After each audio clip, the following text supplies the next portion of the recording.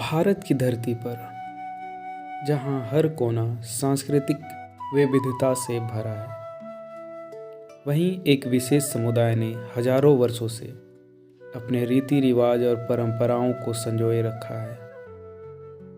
इन्हें हम आदिवासी कहते हैं।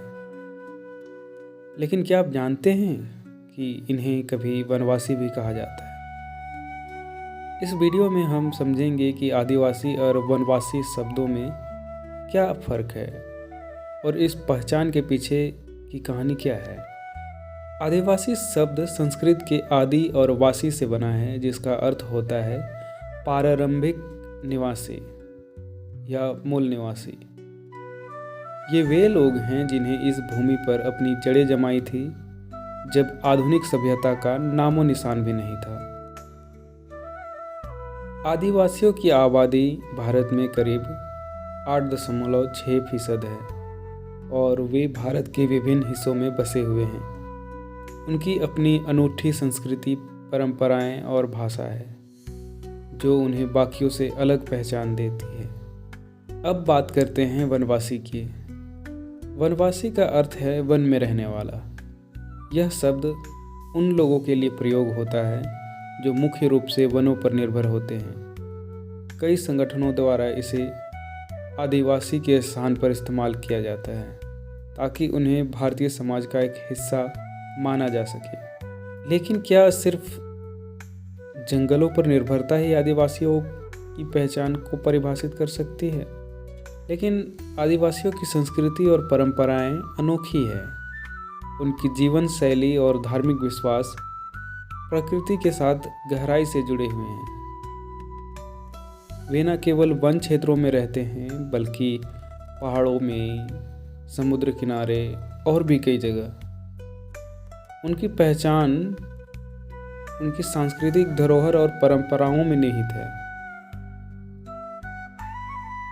उन्हें सिर्फ वन में रहने वाला कहना उनकी सांस्कृतिक और इतिहास को सीमित करना होगा। आदिवासी पहचान उनके धार्मिक और सांस्कृतिक अधिकारों का प्रतीक है। यह बहस केवल शब्दों तक सीमित नहीं है, यह एक राजनीतिक मुद्दा भी है।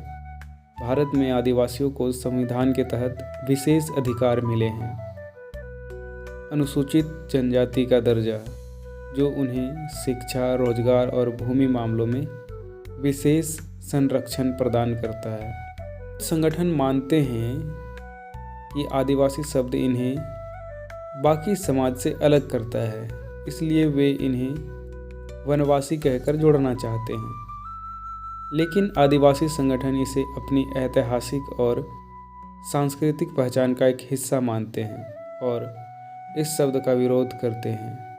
आदिवासियों ने हमेशा अपनी भूमि, संस्कृति और पहचान की रक्षा के लिए संघर्ष किया है।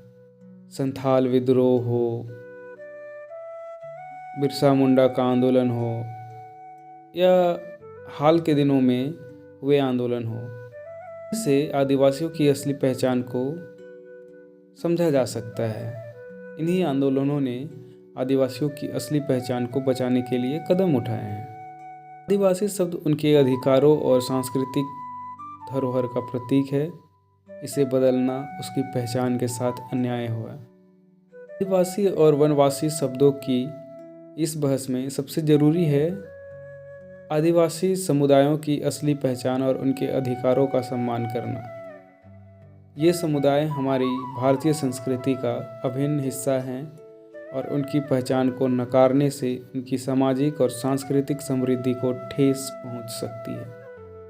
हम उनकी अनमोल पहचान और उनकी परंपराओं का सम्मान करें ताकि आदिवासी समुदाय गर्व के साथ अपनी संस्कृति और विरासत को आने वाली पीढ़ियों तक पहुंचा सके।